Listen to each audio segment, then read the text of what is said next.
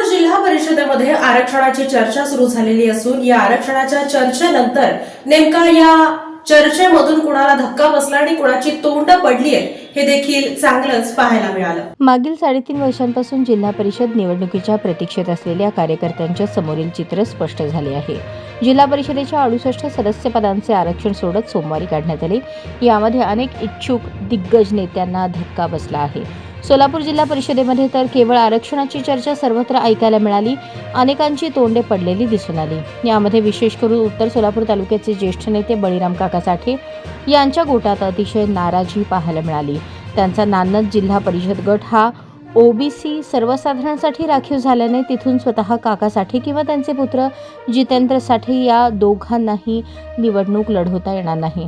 दुसरीकडे बीबी दारफळ गट सर्वसाधारणसाठी खुला झाल्याने माजी पंचायत समिती सदस्य इंद्रजित पवार यांच्या कार्यकर्त्यांमधून आनंदाचे वातावरण आहे। त्या ठिकाणी भविष्यात ज्येष्ठ पत्रकार अरुण बारसकर विरोधात इंद्रजित पवार असा सामना होण्याची शक्यता नाकारता येत नाही।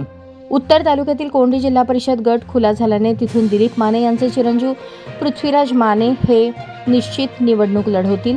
दक्षिण सोलापूर तालुक्यात बाजार समितीचे संचालक सुरेश हसापुरे यांच्याही कार्यकर्त्यांमध्ये आनंद आहे। मंद्रुप किंवा कुंभारी हे 2 जिल्हा परिषद गट जर खुले किंवा ओबीसी सर्वसाधारण झाले तर त्या दोन्हीपैकी एका गटातून हसापुरे यांना निवडणूक लढवता आली असती, परंतु वळसंग जिल्हा परिषद गट ओबीसी असल्याने भविष्यात हसापुरे यांचा तिथून विचार होऊ शकतो अशी शक्यता आहे।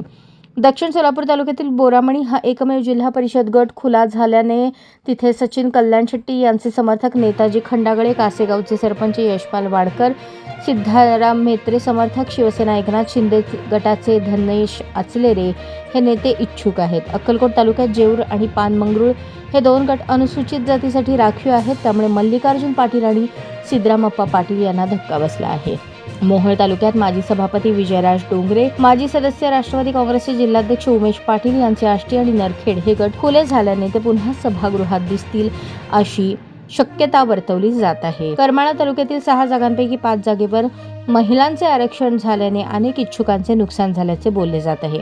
माजी आमदार तथा माजी जिल्हा परिषद अध्यक्ष संजय मामा शिंदे यांचा कुर्डू हा मतदारसंघ सर्वसाधारण झाल्याने त्या ठिकाणाहून त्यांचे चिरंजीव यशवंत किंवा पुतणे धनराज हे यापैकी कोण निवडणूक लढवणार याची उत्सुकता लागली आहे।